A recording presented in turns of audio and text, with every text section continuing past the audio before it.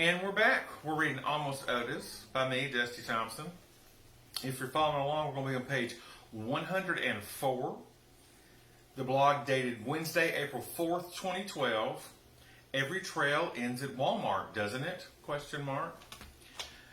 These days, none of my trails end at Walmart. I'm far too busy. I go to Target at minimum. I would not go to Walmart. Ew. All right, here we go. Like other storybook children, my father can usually be found by following a trail he's left behind. While Hansel and Gretel dropped breadcrumbs to ensure they would not be lost, my father's trail is both colorful due to the bits of thread from his crochet projects and inadvertent due to his seeming disinterest or inability to pick up his feet as he walks. I think it's because he just likes to shuffle about. Maybe the clip-clopping of his rubber-soled house shoes reminds him of the horses of his youth. I don't know. At first, I thought it was because he was getting older and was losing his ability to walk with a steady gait. However, one mention of going for ice cream or a steak dinner and the spring in his step magically reappears, leaving a swirl of colored bits of yarn in his wake, like a ticker tape parade sponsored by Joann's Fabrics. It's become a part of my daily routine, running across a veritable rainbow in the oddest of places throughout the house. I understand in order for the yarn to find its way to the nether regions of my home, the dad's feet have to be the vehicle by which they travel. But how on earth did he get his variegated thread behind the toilet in my, not his, bathroom, or inside my messenger bag in the hall closet by the back door?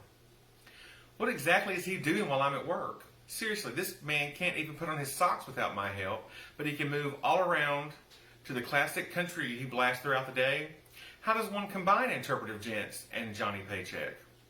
And I really want to know the answer to that question. I fully intend someone send me a video of them doing interpretive dance to Johnny Paycheck. Ross Hunt, I'm looking at you, son. As I mentioned in the post, the last post, he had been left unchaperoned due to my travel for work, and he was living the life of a wild and crazy bachelor. Well, as wild and crazy as you can be with $20, a jitterbug phone, and a scooter with a basket too small to carry your dog. Typically on these trips, I will call him when I arrive at the hotel to let him know I was not killed in some grisly airline crash. However, we don't check in every day, so it was odd he would call me while I was having dinner with some colleagues at Romano's Macaroni Grill. There is some deep emotional connection between government workers and chain restaurants I truly do not understand. This government worker here, as we just mentioned before, is way too busy to eat at a chain restaurant, unless they have queso. I'm a sucker for some queso. Utilizing the lessons learned in our negotiations class, half-price wine with mediocre Italian food won out due to my withdrawal and surrender. Hell hath no fury like a federal employee who has exceeded their daily allotted per diem. Per diem is Latin for you better eat cheap. Since I feel talking on the phone at dinner and in the presence of others is rude, I decided I would call him when I got back to my hotel room. When he answered, he seemed very excited. He said, "You're going to be happy.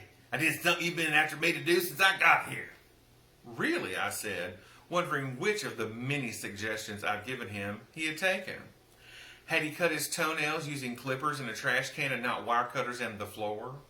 Had he voluntarily sprayed his own recliner to combat this old man smell, which is a weird mixture of butt and feet?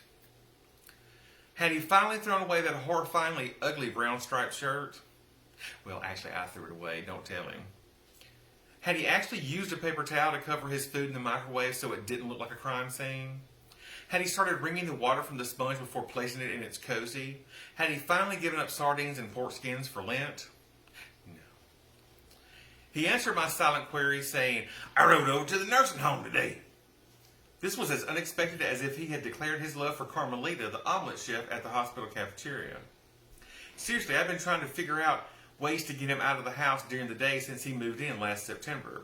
I told him he is simply existing and not really living, and he needed to go interact with the veterans in the nursing home on the same campus where we live. I thought he'd enjoy it.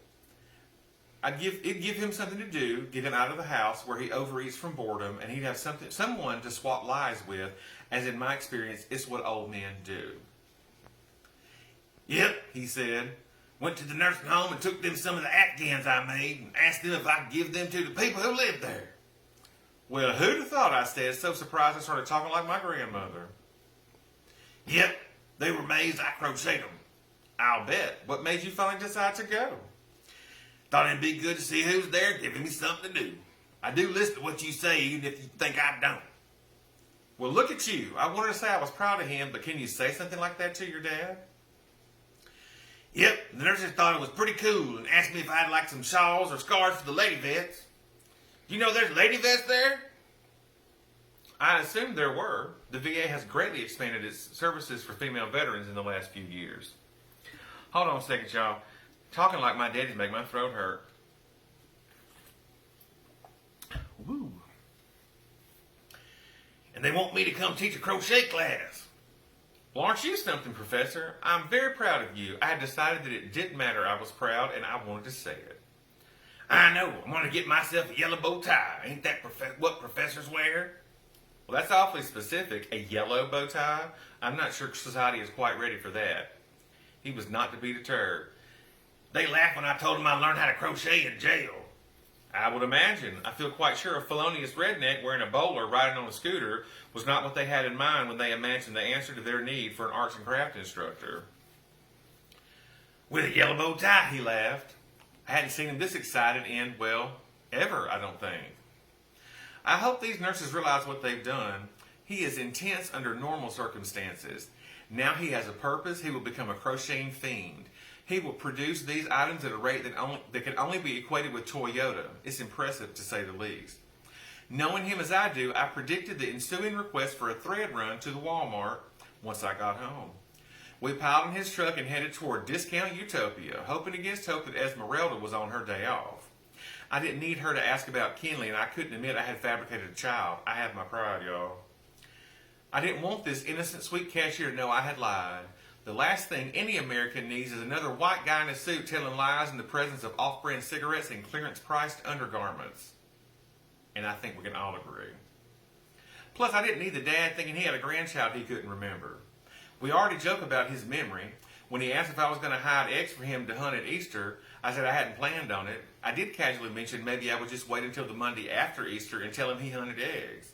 He did not find any humor in that remark. I thought it was hilarious.